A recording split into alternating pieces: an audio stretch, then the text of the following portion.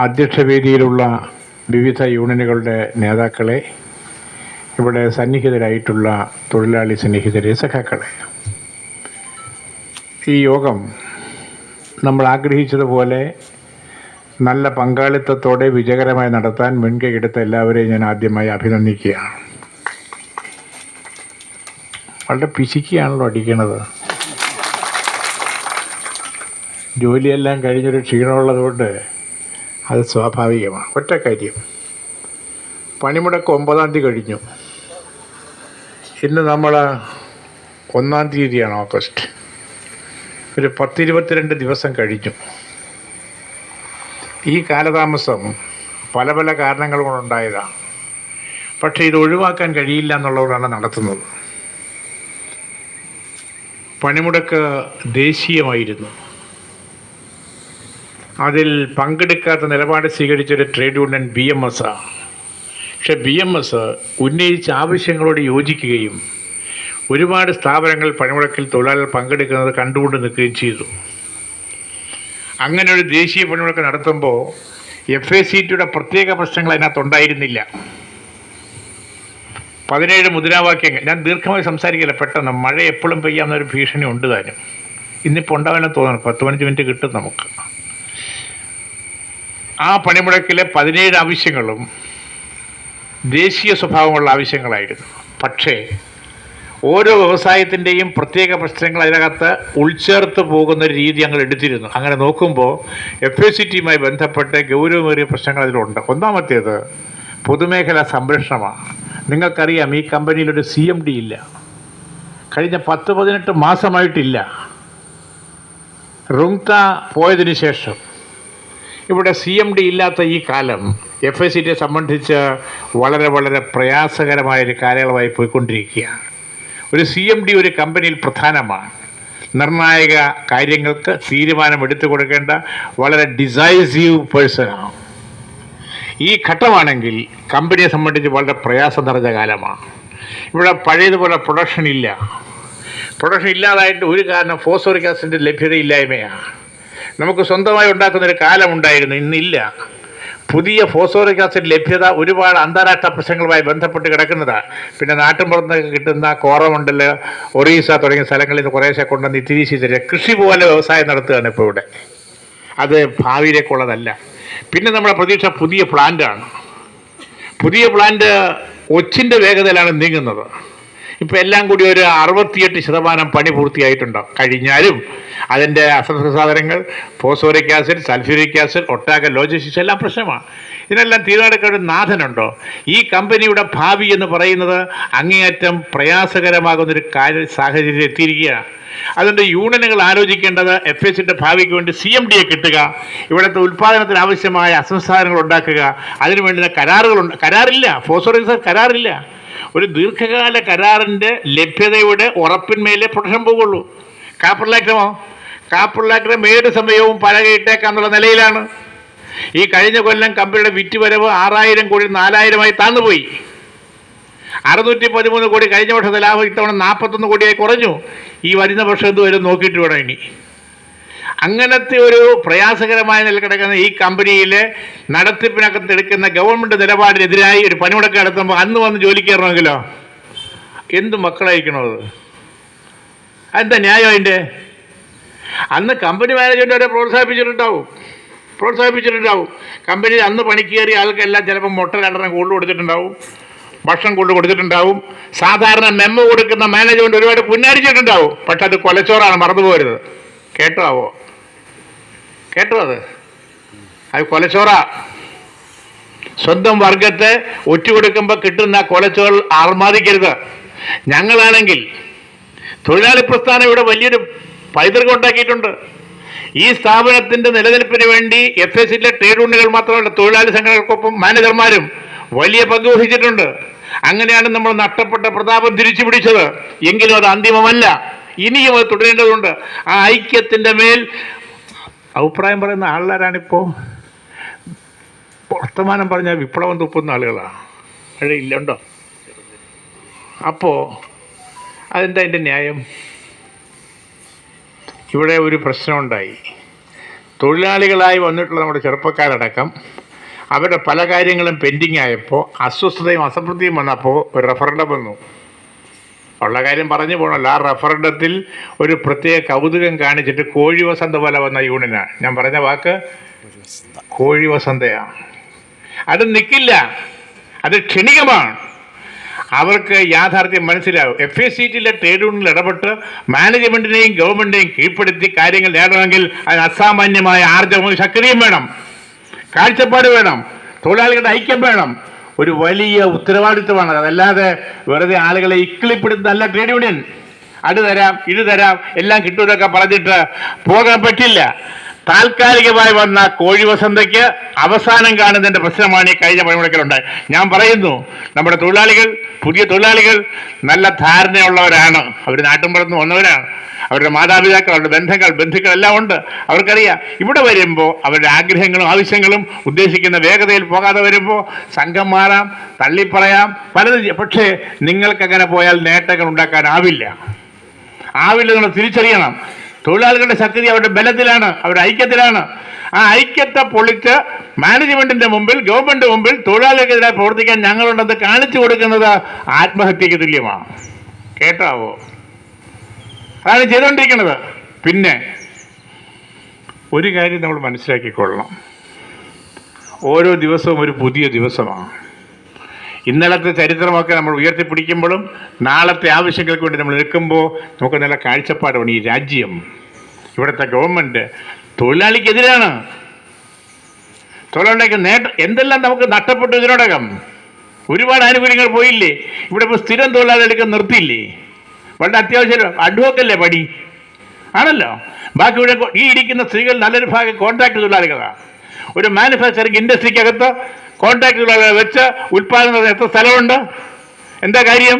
ഒരു സ്ഥിരം തൊഴിലാളി കൊടുക്കാൻ പകുതി കൊടുത്താൽ മതിയാവും, ആനുകൂല്യങ്ങൾ കുറച്ച് കൊടുത്താൽ മതിയാവും. അങ്ങനത്തെ നിലയിൽ തൊഴിൽ രംഗത്ത് അസ്വസ്ഥതയും അസ്ഥിരതയും സൃഷ്ടിച്ച് ഈ രാജ്യത്ത് നടത്തുന്ന ഭരണം തൊഴിലാളിക്കെതിരാണ്, രാജ്യത്തിനെതിരാണ്. ഞാൻ രാഷ്ട്രീയ കാര്യങ്ങളിലേക്ക് പോകുന്ന ഈ കാര്യം തൊഴിലാളിക്ക് മനസ്സിലാവണ്ടേ? നമ്മളിപ്പോൾ കുറച്ച് സുരക്ഷിതരാണ്. FACTയിൽ ജോലി കിട്ടിയ ഒരാളുടെ കാര്യത്തിൽ സുരക്ഷിതരാണ്. ഇനിയും നമുക്ക് ശമ്പളം വർദ്ധിക്കാനുണ്ട്, നൈറ്റ് ഷിഫ്റ്റ് കിട്ടിയിട്ടില്ല, പലതുമുണ്ട്. എങ്കിലും നമ്മൾ സുരക്ഷിതരാണ്. നമ്മളെ പോലെയാണ് മറ്റുള്ളവർ.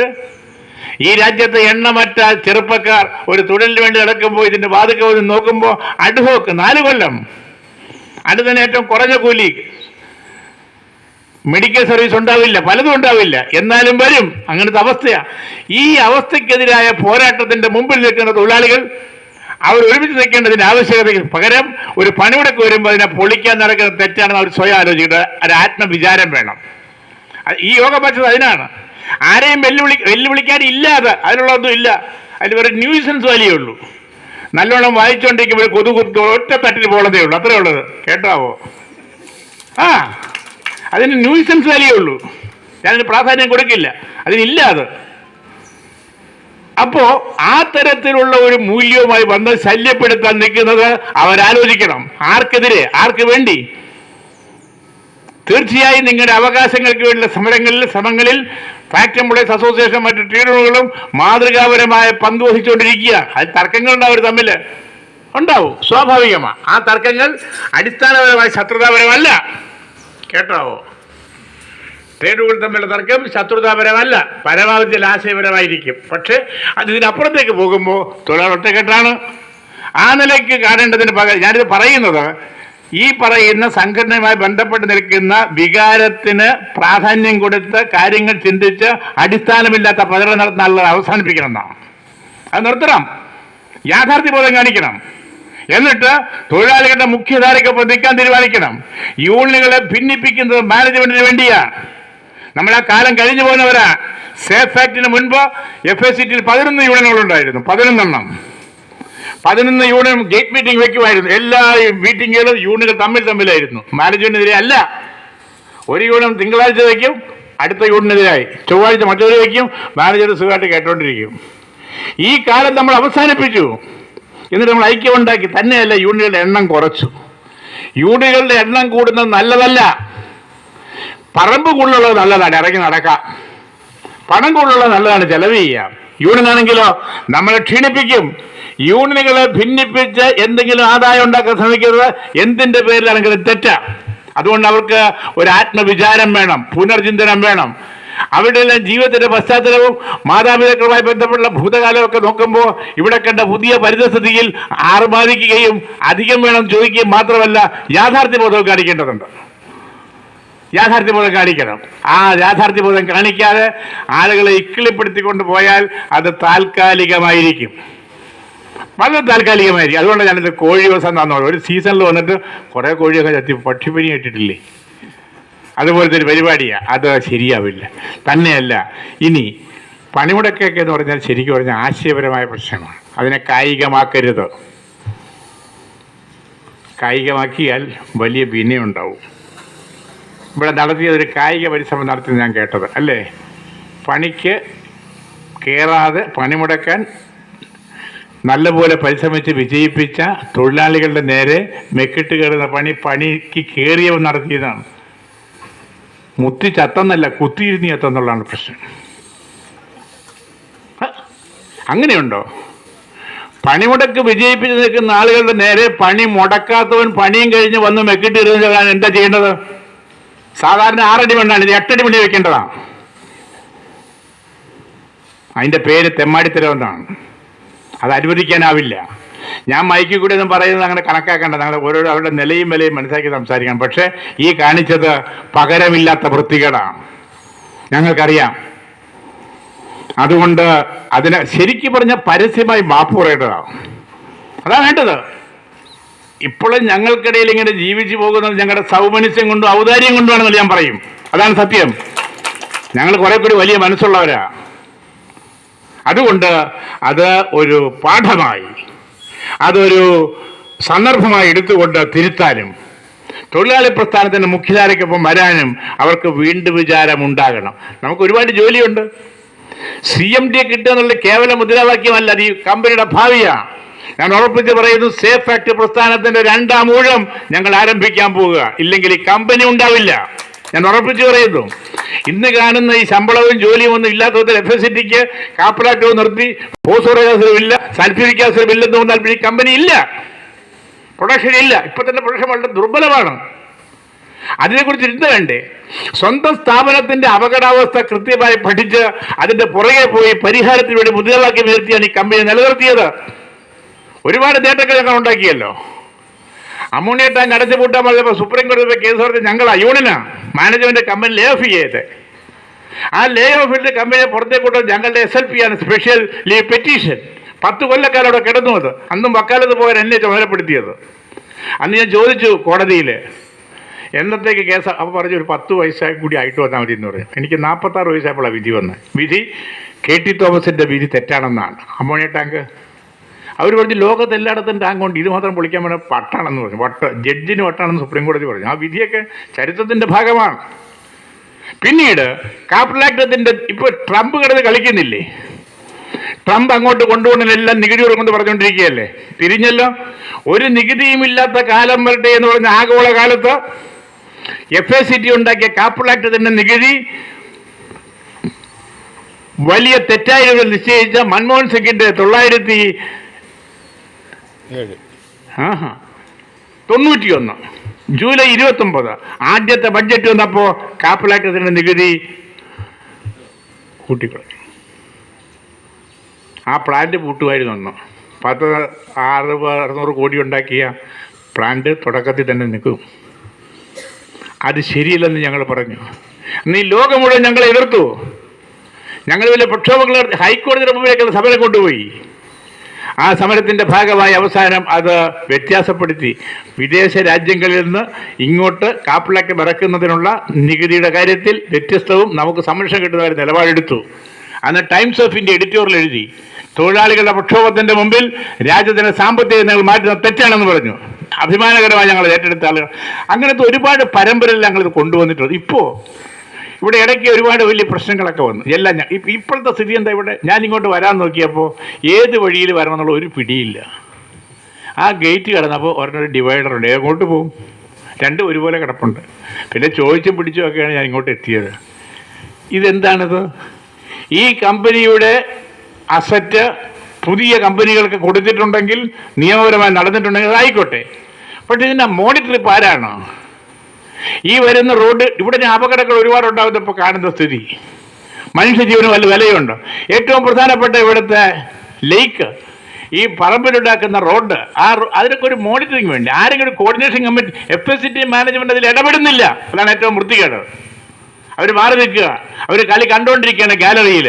സ്വന്തം ഭൂമി കൊടുക്കുമ്പോൾ കൈ ഒഴിയേണ്ടതല്ലാതെ ഈ അസറ്റാകെ വീണ്ടും തിരിമറി നടത്തുമ്പോൾ തിരിമറി എന്ന് വെച്ചാൽ മറ്റു കാര്യങ്ങൾക്ക് ഉപയോഗിക്കുമ്പോൾ അതിന് ഒരു മര്യാദ വേണ്ടേ? FACTയുടെ പ്രൈമറി യൂണിറ്റിൻ്റെ കോർ ആക്ടിവിറ്റിക്ക് പറ്റുന്ന വിധത്തിൽ റോഡുകളെല്ലാം കൃത്യമായി ചിട്ടപ്പെടുത്തണ്ടേ? അത് നടത്തുകയാണെങ്കിൽ പെട്ടെന്ന് തീർക്കണ്ടേ? ഈ കാർ ഇങ്ങോട്ടെടുക്കാൻ പറ്റാത്ത നിലവന്നായിരുന്നു. എങ്ങനെ വന്നാലും അടിയിൽ മുട്ടുമായിരുന്നു. പിന്നെ പലരുടെ സഹായത്തിലും അടച്ചടച്ചൊക്കെ കൊണ്ട് എന്ത് മര്യാദ? ആധുനിക കാലത്ത് ആളുകൾ സ്കൈ റോഡും അണ്ടർ റോഡും ഒക്കെ ഉണ്ടാക്കുന്ന കാലത്ത് ഇവിടെ വണ്ടികൾക്ക് പോകാൻ പറ്റാത്ത നില ഉണ്ടാക്കിയ ഉത്തരവാദിത്തം FSCT മാനേജ്മെന്റ് പറയണം, കേരള ഗവൺമെന്റും പറയണം. ഇങ്ങനെ അനാഥരാക്കാൻ ഉദ്ദേശിച്ചിട്ടില്ല.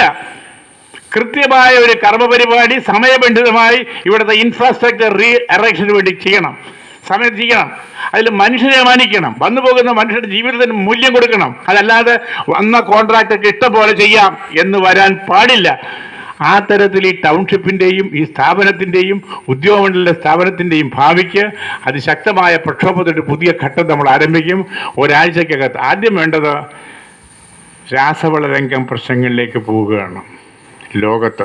ഇപ്പോൾ ഇന്നലെ ട്രംപ് പറഞ്ഞില്ല 25% ഡ്യൂട്ടി ഇന്ത്യയിൽ നിന്ന് കൊണ്ടുവന്ന എല്ലാത്തിനും അമേരിക്കയിൽ. നിങ്ങൾ കേട്ടോ? നിങ്ങൾക്ക് തിരക്കിൻ്റെ പറ്റുന്നുണ്ടോ? ഇതൊക്കെ നോക്കാൻ പറ്റുന്നുണ്ടോ? ട്രംപ് പറഞ്ഞൊക്കെ ശ്രദ്ധിക്കാറുണ്ടോ? ട്രംപ് പറയുന്നത് ഭ്രാന്താണിപ്പോൾ. പക്ഷേ ശക്തന് ഭ്രാന്ത് വന്നാൽ അടുത്ത് വെക്കുന്ന ആൾ സൂക്ഷിക്കണം. കേട്ടാവോ? ടൈഫോയിഡ് രോഗിക്ക് ഭ്രാന്ത് വന്നാൽ പിടിച്ചവിടെയെങ്കിൽ കെട്ടിയിട്ടാന്ന് വയ്ക്കുക. ഇയാളിപ്പോൾ പറഞ്ഞത് ചൈനയിൽ നിന്നും റഷ്യയിൽ നിന്നും നിങ്ങൾ എണ്ണ വാങ്ങുന്നു, എണ്ണ മാത്രമല്ല ആയുധങ്ങളും വാങ്ങുന്നു, അതുകൊണ്ട് ഇന്ത്യയെ ഞങ്ങൾ പീഡിപ്പിക്കും. പീഡിപ്പിക്കുക എന്നുള്ള വാക്കുകൾ ഉപയോഗിച്ചത്. പീഡനം നമ്മൾ കേട്ടേക്കണത്തിനാ, പുരുഷന്മാരെയും സ്ത്രീകളെയൊക്കെ പീഡിപ്പിക്കുന്നതായിട്ട് കേട്ടിട്ടുണ്ടാവാം. ഈ പീഡനം നമ്മുടെ രാജ്യത്തിൻ്റെ വ്യാവസായിക രംഗത്തെ എങ്ങനെ ഇന്ന് എല്ലാ പത്രങ്ങളും വിശദമായി പറയുന്നുണ്ട്. It is an impact on the economy of India for the future to devastation എന്നാണ് പറഞ്ഞിരിക്കുന്നത്. നാശത്തിൻ്റെ ഭാവിക്കുള്ള നിലപാടാണെന്നാണ്. അങ്ങനത്തെ ഒരു പുതിയ കാലത്ത് അതിനെക്കുറിച്ച് മനസ്സിലാക്കി ഫെർട്ടിലൈസർ രംഗം ലോകത്തെ ഏറ്റവും കൂടുതൽ ഫെർട്ടിലൈസർ ഉപയോഗിക്കുന്നത് നമ്മളാണ്. ഒപ്പം നിൽക്കുന്ന ചൈനയാണ്. പക്ഷെ ചൈനയ്ക്ക് എല്ലാ അസംസ്ഥാനം ഇഷ്ടം പോലെയുണ്ട്. അതിപ്പോൾ കയറ്റി അയക്കുന്നില്ല ഇങ്ങോട്ട്. നമുക്കാണെങ്കിൽ സാധനങ്ങളില്ല.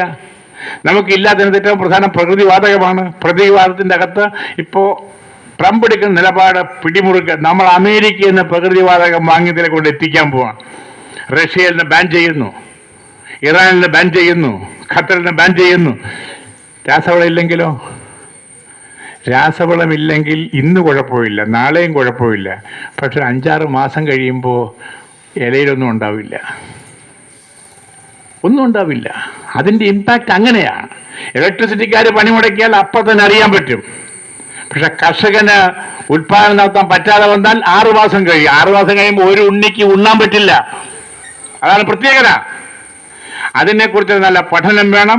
FSCT ഞാൻ പറയുന്നത് 900 ഇപ്പോൾ 2025 ഈ ദിവസം ഓഗസ്റ്റ് 1 FSCT എങ്ങനെ നിൽക്കണം നോക്കി അങ്ങനെ പോകാൻ പറ്റില്ല.